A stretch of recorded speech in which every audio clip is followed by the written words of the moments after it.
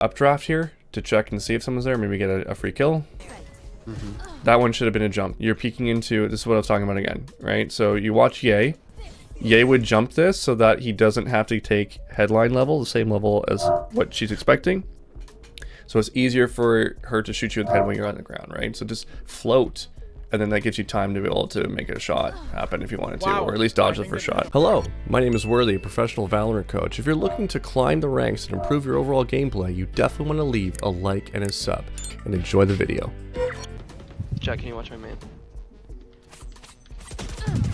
I'm pretty bad here. Well, you need to make sure you take your time with the knives. You have to take your time. And whenever you're peeking out with the knives and taking a fight, there's no reason that you should be on your feet. You could be floating, right? Jack, that changes crosshair placement, changes height. So you're giving them an opportunity to just shoot back at you a lot easily. And you just need to take your time to put that crosshair on their head. If you're jumping midair, you have more time because they're going to end up shooting your legs and pulling up towards you and just messing up. So you got more than enough time to be able to hit them back in the head.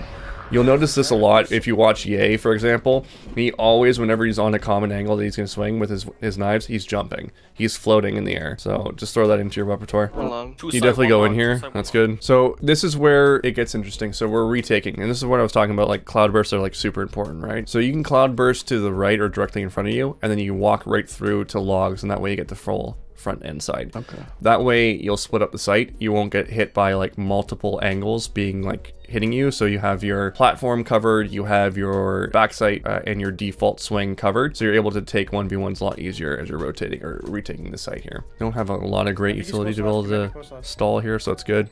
You got to move. We got a cloud burst. See how you're hesitating right now? Every second that you're wasting here is making it easier for them to win this round.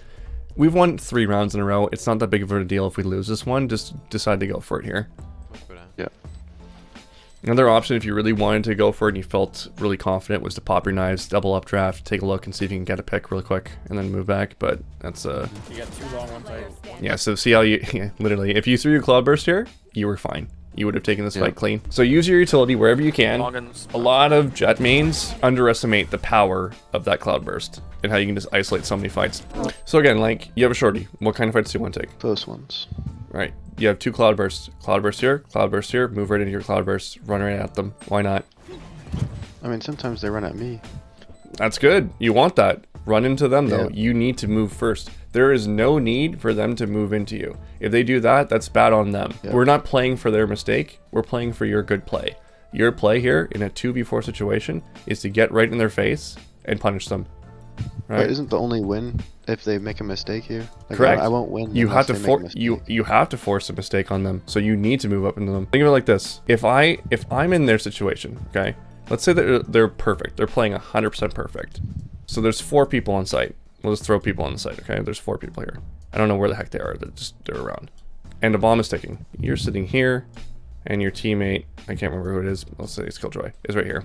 They're losing time on the bomb, right? The bomb's gonna explode. They don't have to do a damn thing until that bomb is ticked. They don't have to do a damn thing. So you're just gonna stay here, and you're gonna hope that they're gonna do this? No, high level teams just gonna sit here. So if they decide to move in, and you cloud burst, right? Or you do some sort of cloud burst situation like that, and they decide to move in here, perfect. That's the fight that you want. That's a more equalized fight. You just said to me, sometimes they push into me. Yeah. So you're like, sometimes they push into you. And I said, excellent. If they do that, that's exactly what you want. But they're not going to do that. You're going to assume that they're not going to play poorly. They're going to make the right decision. Because you don't play to a person's mistake. You play to a person's expectation that they're going to play well. If they end up doing this, that's what you want. If you do this and you push out into them, that's your closer range fight. If you don't do this and you decide to just walk up here, they're going to take you out. You can't win that fight. So your only chance in hell in the situation is to go like that and then move up into them. Now I can, yeah. Dude, I love diamond and plat players because no matter what happens, you might get punished one round, but they're gonna be like, you know what? I'm gonna try it again. I'm gonna beat this guy. And then this ego takes over. I just love seeing this. You know what I mean?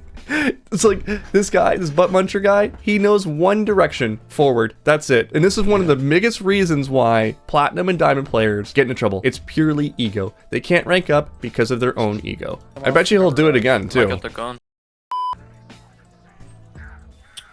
Again, I would be communicating here saying, hey, I don't see anything. Oh, there we go. There's one. So that's their lurker. That's their bomb. Perfect. Calm this out. Bomb down A. So like we're all fighting over on C, but we have bomb down A. Like what the hell? She's stuck there. She's stuck there. We gotta kill her.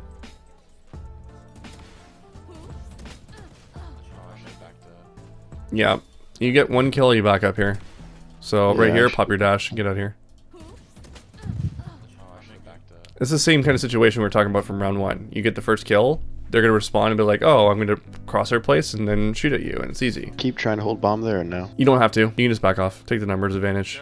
But the big issue too is that you get this first fight and you kind of are recovered and ready to fight for the next one, but you need to give yourself a little bit more time. To be able to transition to a next fight is an awkward kind of piece. You need to give yourself enough time to be able to reset your gun and reset your positioning, and you haven't done that. So he walks into a little bit of an advantage here, if that makes any sense. So you get a kill, you change your position. Get a kill, change your position. Mostly on defense, I say get a kill, fall back. If you get multiple, it's a bonus, but get a kill, fall back is a big key.